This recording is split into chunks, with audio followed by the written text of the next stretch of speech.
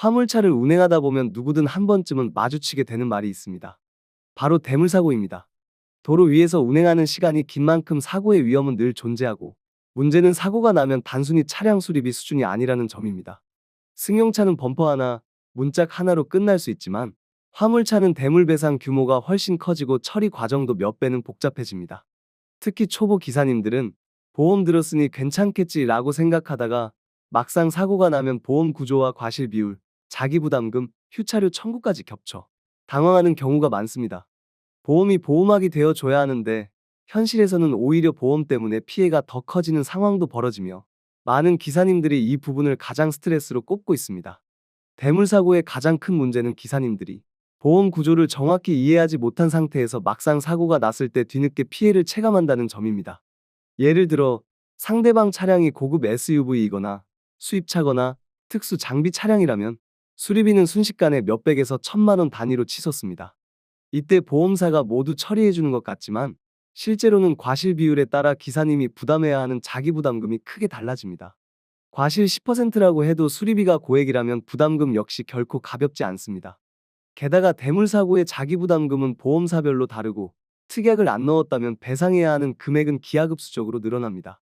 특히 초보 기사님들은 특약의 존재조차 모르고 가입하는 경우가 많은데 이 때문에 현실에서 큰 손해를 보며 뒤늦게 보험의 구조를 알았어야 했다고 후회하는 경우가 매우 많습니다. 대물사고가 무서운 이유 중 하나는 상대방 차량에 따라 비용이 천차만별이라는 점입니다. 예를 들어 전기차와의 사고는 배터리 영역에 손상이 가면 수리비가 몇천만 원까지 치솟을 수 있습니다. 수입차 역시 부품 수급이 어렵고 가격이 높아 수리비가 어마어마합니다. 여기에 가장 무서운 상대는 도로공사 차량, 도로청소차, 신호장비차 같은 장비 차량입니다. 센서, 유압장치, 컴퓨터 모듈 등 값비싼 장비들이 붙어 있어 작은 충돌에도 수백에서 수천만 원이 청구될 수 있습니다. 화물차 기사님들 사이에서 SUV는 무섭지 않다, 진짜 무서운 건 장비차라는 말이 괜히 나온 게 아닙니다.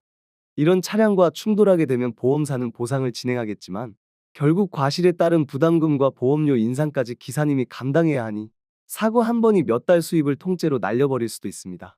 대물사고에서 더욱 무서운 것은 보험이 보상하지 않는 비용들입니다. 상대방 차량이 사고로 인해 며칠 동안 운행을 못하게 되면 휴차료가 청구될 수 있고, 장비 차량의 경우 그 장비가 멈춘 기간 동안의 비용까지 따로 배상 청구가 들어올 수 있습니다. 또 공사 현장에서 사용되는 크레인, 포크레인 같은 장비차는 장비 고정 비용이나 인력 지원 비용까지 함께 들어오기도 합니다. 이런 비용은 보험사가 모두 책임지지 않기 때문에 기사님에게 직접 청구되거나 보험 처리 과정에서 추가 부담금으로 더해질 수 있습니다.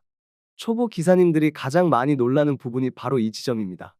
이런 비용도 나와요? 라고 하시며 당황하시는데 알고 보면 대물사고는 단순히 차량 수리비가 아니라 복합적인 민사 비용이 포함된 사고라는 사실을 꼭 이해해야 합니다. 지입 자차를 막 시작하신 초보 기사님들이 가장 많이 실수하는 부분이 바로 보험 가입 방식입니다. 저렴한 보험료에만 집중해 대물 1억이면 충분하겠지 라고 가입하는 경우가 많지만 현실에서는 대물 1억으로도 부족한 상황이 자주 발생합니다. 최근에는 전기차, 수입차, 장비차의 증가로 평균 수리비가 크게 상승했고 도로 기반 시설을 건드릴 경우 수리비는 상상을 뛰어넘습니다. 또 자기부담금, 특약 벌점 방어, 특약 합의 보조, 특약 등 필수 특약이 빠져있는 경우가 많아 막상 사고가 나면 이 특약이 왜 없나요? 라는 상황이 발생합니다. 결국 보험료 몇만 원 아끼려다 천만 원 단위의 손해를 보는 것입니다.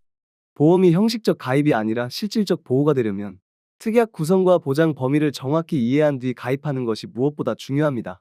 대물사고는 누구에게나 일어날 수 있고 사고의 규모는 예측할 수 없다는 점에서 더욱 위험합니다.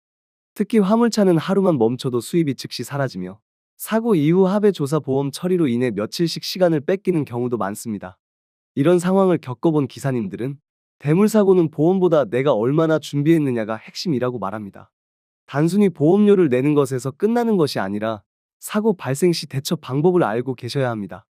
예를 들어 사고 직후 사진 촬영 요령, 상대방 차량 파손 여부 확인, 보험사의 담당자 연결 요령, 필요시 경찰에 즉시 신고하는 절차 등이 있습니다. 이러한 기본적인 절차만 숙지해도 사고 이후의 피해를 크게 줄일 수 있습니다. 결국 대물사고의 진짜 공포는 몰라서 당하는 것입니다. 알고 준비하면 위험을 절반 이상 줄일 수 있습니다. 구독과 좋아요 그리고 알림 설정 하셔서 매주 자동차에 대한 다양한 설명 들어보시고 설명 영상뿐만 아니라 화물차 계약 영상, 매매 영상 다양하게 있으며 디젤 트럭 어플을 통해 화물차 영업용 번호판 최고가 견적 실시간으로 받을 수 있으니 많은 관심 부탁드립니다. 감사합니다.